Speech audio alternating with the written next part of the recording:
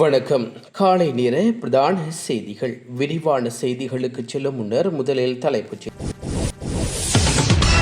காகிதம் போல பறந்த இரும்பு கூரைகள் திடீரென கோர தாண்டவமாடிய சூறாவளி அலறியடித்து ஓடிய தொழிலாளர்கள். போலீசாரின் மேசையிலிருந்து மதுபோத்தில் வைரலாகும் காணொலியால் எழுந்த சர்ச்சை. திணறடிக்கும் போலீசார். செம்மணியில் உறவுகளை ஆற தழுவி கண்கலங்கிய ஐரோப்பிய ஒன்றிய தூதர். கதறி அழுத உறவுகள் கண்கலங்க வைத்த காட்சி.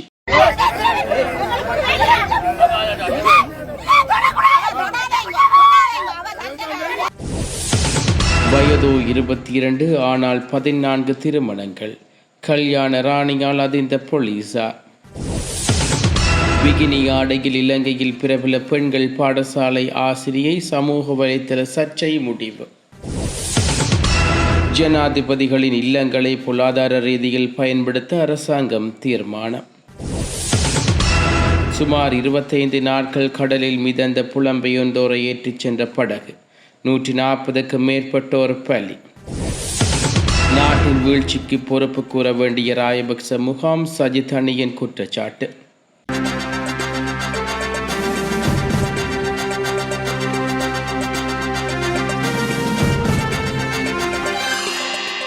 முல்லைத்தீவு மல்லாவி போலீஸ் நிலையத்தில் எடுக்கப்பட்டதாக கூறப்படும் காணொலி சமூக வலைத்தளங்களில் வைரலாகி வருகிறது.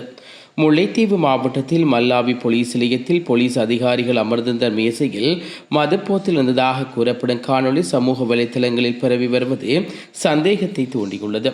சம்பவம் தொடர்பில் மேலும் தெரிய வருகையில் துணுக்காய் பகுதியில் கைது செய்யப்பட்ட சந்தேக நபர் ஒருவர் மல்லாவி போலீஸ் நிலைய காவலில் வைக்கப்பட்டிருந்தார். அதேவேளை இரவு நேரத்தில் போலீஸ் அதிகாரிகள் அமர்ந்திருந்த மேசை மதுப்போத்தில் இருந்ததாக கூறி அந்த சந்தேக நபர் தனது கைபேசியில் காணொலி பதிவு செய்ததாக தெரிவிக்கப்படுகிறது. பின்னர் அவர் விடுவிக்கப்பட்டதை தொடர்ந்து அந்த காணொலியை சமூக வலைத்தளங்களில் பக்கத்தில் பரவியேற்றியுள்ளார். இதனைத் தொடர்ந்து மல்லாவி போலீசார் குறித்த இளைஞரின் வீட்டுக்கு சென்று அவரை எச்சரித்ததுடன் போலீஸ் நிலையத்துக்கு வருமாறும் அழைப்பு விடுவித்ததாக குற்றம் சாட்டப்பட்டுள்ளது. மேலும் போலீஸ் நிலையத்துக்கு வராவிட்டால் போலி வழக்கு பதிவு செய்து சிறையில் அடைப்போம் என மிரட்டியதாகவும் தெரிவிக்கப்படுகிறது. இதன் காரணமாக குறித்த இளைஞர் தற்போது போலீஸ் நிலையத்துக்கு செல்லாமல் தலைமறைவாகியுள்ளதாக நமது செய்தியாளர் தெரிவித்துள்ளார். இந்த விவகாரம் தொடர்பாக சம்பந்தப்பட்ட போலீஸ் அதிகாரி மீது உரிய விசாரணை நடத்தி தேவையான ஒழுங்கு நடவடிக்கைகள் எடுக்க வேண்டும் என்றும் போலீஸ் அதிபரிடம் சிவில் பாதுகாப்பு அமைச்சரிடம் கோரிக்கை விடுவிக்கப்பட்டுள்ளது. கேண்டி பென்வில நெக்ஸ் ஆற்றில் குளிக்கச் சென்ற 2 மாணவர்கள் கற்பாறையில் கீழே விழுந்து உயிரிழந்துள்ளார்கள். 13 மற்றும் 14 வயதான 2 மாணவர்களை உயிரிழந்துள்ளதாக காவல்துறையினர் தெரிவித்துள்ளார்கள். குறித்த 2 மாணவர்களும் கற்பாறைந்து நிழற்படம் எடுக்க முயற்சித்த போது கீழ் விழுந்துள்ளதாக குறிப்பிடப்பட்டுள்ளது. இதன்போது சம்பவ இடத்தில் ஒரு மாணவன் உயிரிழந்ததுடன் மற்ற மாணவன் கேண்டி மருத்துவமனைக்கு அழைத்துச் செல்லப்பட்ட வழியில் உயிரிழந்துள்ளார். இதற்கமே விழுந்த மாணவர்களின் உடலங்கள் மடுகல்வல மற்றும் கட்டுக்கஸ் தோட்ட மருத்துவமனையில் வைக்கப்பட்டுள்ளது. முன்னதாக 5 நண்பர்கள் இன்று மாலை பென்விலன் ஆற்றுக்கு குளிக்கச் சென்றுள்ளார்கள். இதன்போதே குறித்த 2 மாணவர்களும் அனர்த்தத்தை எதிர்நோக்கியுள்ளதாக காவல்துறையினர் தெரிவித்துள்ளார்கள். ஐரோப்பிய ஒன்றியத்தின் தூதுவர் மற்றும் பிரான்ஸ், இத்தாலி, ஜெர்மன், நெதர்லாந்து நாட்டு தூதுவர்கள் உட்பட உயர்மட்ட பிரதிநிதிகள் குழுவினர் வலிந்து காணாமல் ஆக்கப்பட்ட உறவினர்களின் சங்கத்தின் பிரதிநிதிகளை நேரில் சந்தித்து அவர்களின் குறைகளை கேட்டறிந்து மனுவையும் பெற்றுக் கொண்டார்கள். இதன்போது ஐரோப்பிய ஒன்றிய தூதர் செம்மணியின் உறவுகளை ஆரத்தழுவி கண்கலங்கிய சம்பவம் இடம்பெற்றுள்ளது. யாழ்ப்பாணம் செம்மணி சிந்துபாத்தி இந்த மயானத்தில் மேற்கொள்ளப்பட்டு வரும் மனித புதைகுழி அகழ்வு பணிகளை பார்வையிடுவதற்காக நேற்று புதன்கிழமை முற்பகல் 9 மணியளவில் ஐரோப்பிய ஒன்றிய தூதுவர் கார்மென் மொரோ, ஜெர்மன், பிரான்ஸ், இத்தாலி மற்றும் நெதர்லாந்து நாடுகளின் தூதுவர்கள் மற்றும் ஐரோப்பிய ஒன்றியத்தின் உயர் அதிகாரிகள் என 8 உறுப்பினர்கள் வருகை தந்தார்கள். தூதுவர்களின் வருகையொட்டி வலிந்து காணாமல் ஆக்கப்பட்டவர்களின் உறவுகளின் சங்கத்தினரும் சிவில் அமைப்புகளுடன் இணைந்து செம்மணி சிந்துபாத்தி மயானத்துக்கு முன்னால் ஏனையின் வீதியோரமாக போராட்டத்தில் ஈடுபட்டிருந்தார்கள். இதன்போது போராட்டம் நடைபெற்ற பகுதிக்கு சென்ற தூதுவர்கள் செம்மணி சிந்துபாத்தி இந்து மயானத்தில் வாயிலில் வைத்து காணாமல் ஆக்கப்பட்ட உறவினர்களை சந்தித்து கலந்துரையாடினார்கள். ஐரோப்பிய ஒன்றியத்தின் தூதுவர் கார்மென் மொரோனோ உறவினர்களை ஆரத்தழுவி கண்கலங்கியுள்ளதுடன் அவர்களின் கோரிக்கையை கவனமாக செவிமடுத்துள்ளார். தொடர்ந்து பாதிக்கப்பட்ட உறவினர்களின் சங்கம் சார்பில் தூதுவரிடம் கோரிக்கை மனுவும் கையளிக்கப்பட்டுள்ளது.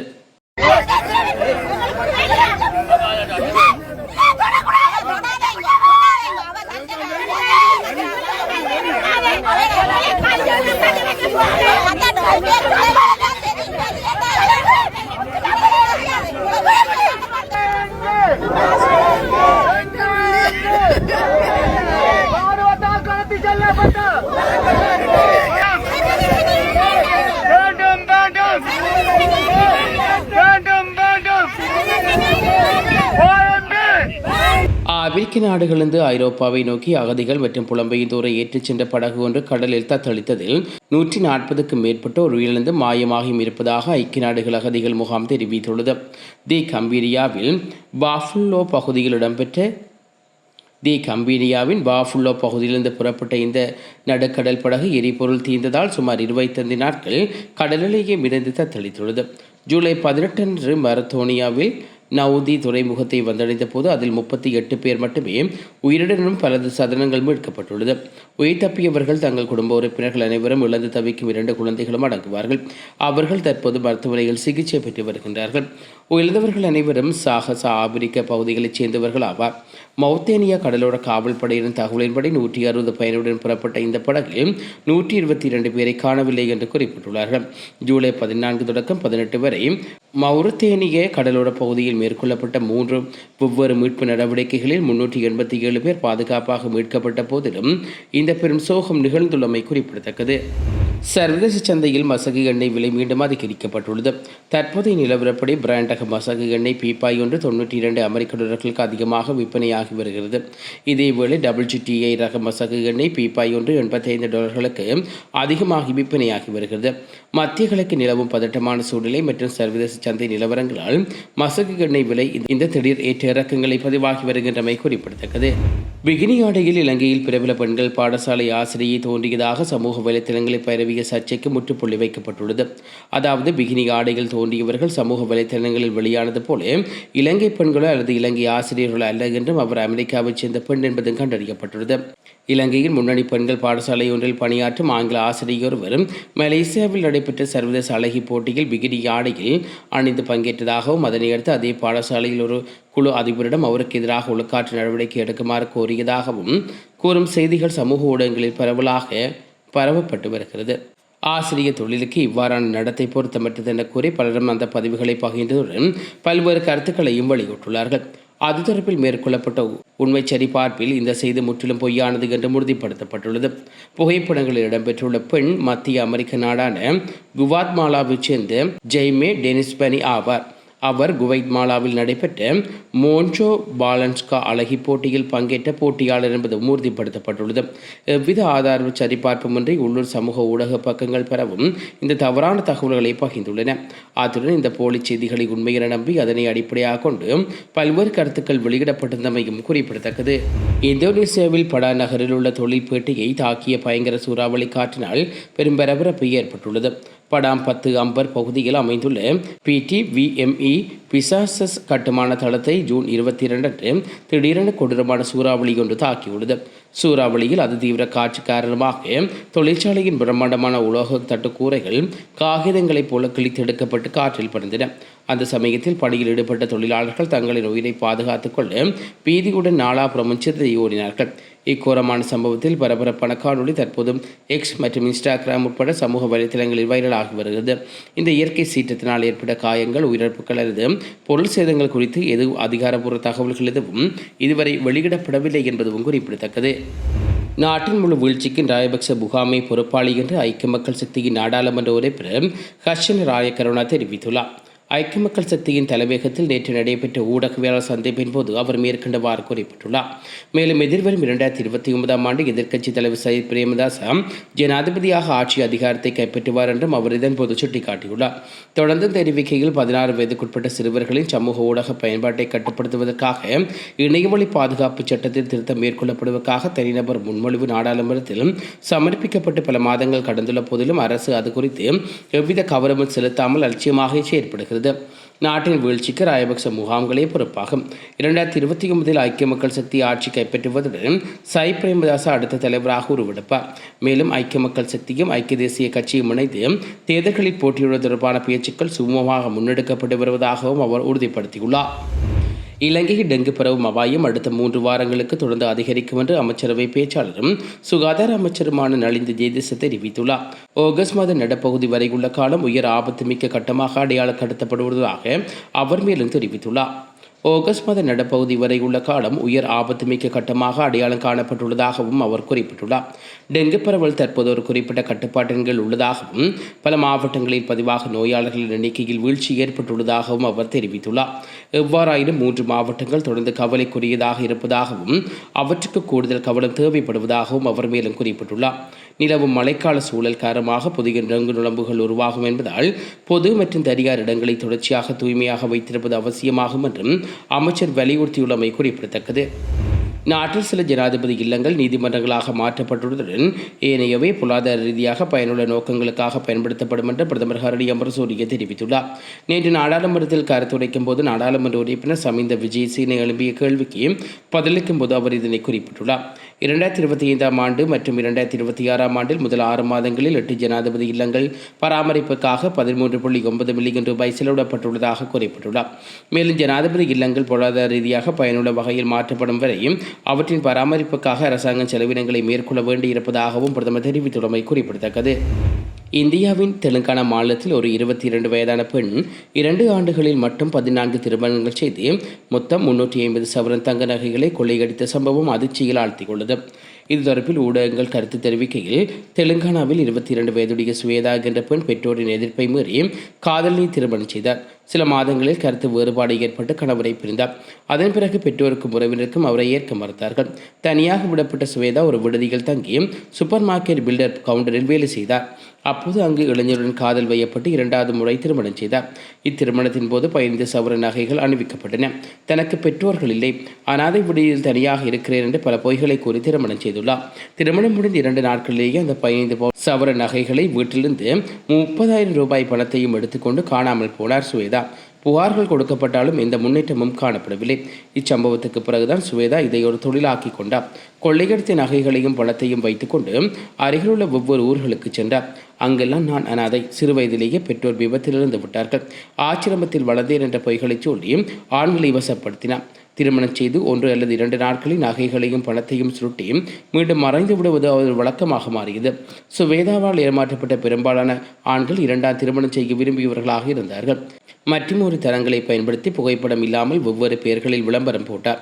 ஏன் புகைப்படத்தை பதிவு செய்யவில்லை என கேட்பவருடன் யாராவது புகைப்படத்தை தவறாக பயன்படுத்துகிறார்கள் என்ற பயம் என்று பேசி ஆண்களை கவர்ந்துள்ளார்.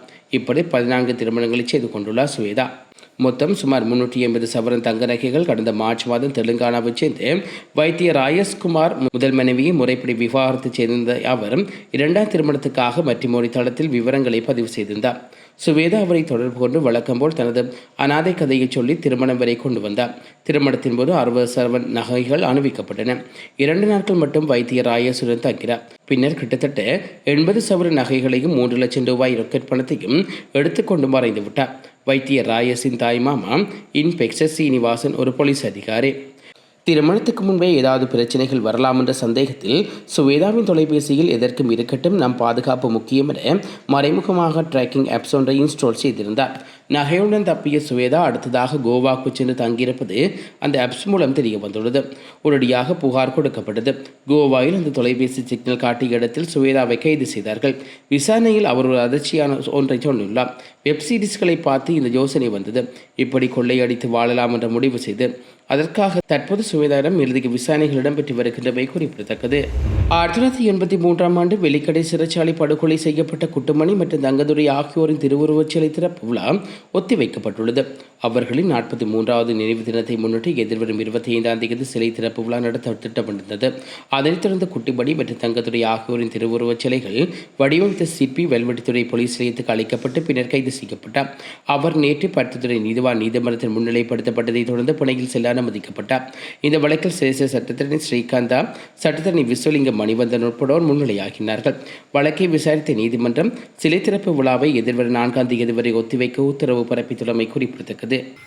கடந்த 2 தினங்களுக்கு முன்னர் இந்த சிலை திறப்பு விழாவுக்கு 2 நாட்கள் தடை விதிக்கப்பட்டு இன்றைய தினம் இந்த வழக்கு நீதிமன்றத்திலே எடுத்துக்கொள்ளப்பட்டிருக்கிறது. இந்த வழக்கானது குற்றவியல் நடவடிக்கை சட்டக்கோவையினுடைய 106ஆம் பிரிவின் கீழ் தாக்கல் செய்யப்பட்டிருக்கிறது. அதாவது பொது தொல்லை ஒன்றை இவர்கள் ஏற்படுத்துகிறார்கள் என்ற அடிப்படையிலேயே இந்த வழக்கு தாக்கல் செய்யப்பட்டு இந்த தடை உத்தரவுக்கான விண்ணப்பம் மேற்கொள்ளப்பட்டது. இன்றைய தினம் நாங்கள் மண்டிலே தோன்றி பல்வேறு விடயங்களை நாங்கள் மண்டிலே தெரிவித்திருக்கிறோம். இன்றைய தினம் எதிரிகள் சார்பிலே சிரேஷ்ட சட்டத்தரணி ஸ்ரீகாந்தா சார் உட்பட நான் இன்னும் பல சட்டத்தரணிகள் இன்னும் வழக்கில் தோன்றியிருந்தோம். போலீசாருடைய பிரதானமான விண்ணப்பமாக இருந்தது குட்டிமணியும் தங்கத்துறையும் தமிழீழ விடுதலை புலிகள் அமைப்பினுடைய தலைவர் மற்றும் செயலாளர்களும் அவர்களுக்கு சிலை வைப்பதனூடாக தமிழீழ விடுதலை புலிகள் அமைப்பை முழுவாக்கம் செய்கின்ற நடவடிக்கைகளில் நாங்கள் ஈடுபடப் போகின்றோம் என்றும் நாங்கள் என்று நான் சொல்வது சதீஷும் அவருடன் பெயரிடப்பட்ட மற்றவர். ஆகவே இந்த நிகழ்வு தடை செய்யப்பட வேண்டும் என்றும் இது இலங்கையிலே ஒரு வன்முறையை அல்லது சமாதான குறைவை அல்ல இனங்களுக்கு ஒரு முரண்பாட்டை கொண்டு வரும் என்றும் அவர்கள் விண்ணப்பம் செய்திருந்தார்கள். இந்த விடத்திலே நாங்கள் பல்வேறு விடயங்களை சுட்டிக்காட்டியிருந்தோம். ஒருவருக்கு சிலை செய்வதென்பது அல்லது அவர்களுக்கு நினைவுகள் பொறிப்பதென்பது பெயர்கள் பொறிப்பதென்பது அது எங்களுடைய உரிமை. ஒருவரை நினைவேந்துவதற்கு இலங்கையிலே எந்த தடையும் கிடையாது என்பதை நாங்கள் நீதிமன்றத்தினுடைய கவனத்திற்கு நாங்கள் கொண்டு வந்திருந்தோம். இத்துடன் இன்றைய பிரதான செய்திகள் நிறைவேற்று வருகிறது. தொடர்ந்து நாளை காலை பிரதான செய்திகளோடு இணைந்து கொள்வோம். நன்றி. இதுபோன்ற செய்திகளை தெரிந்து கொள்ள யாழ் டிவி நியூஸ் சேனலை சப்ஸ்கிரைப் செய்து அருகே இருக்கிற பெல் பட்டனையும் கிளிக் செய்து கொள்ளுங்க. மேலும் இதுபோன்ற செய்திகளை உடனுக்குடன் தெரிந்து கொள்ள யாழ்டிவி.com எனும் இணையதளத்தின் வாயிலாக எங்களோடு இணைந்து கொள்ளுங்கள்.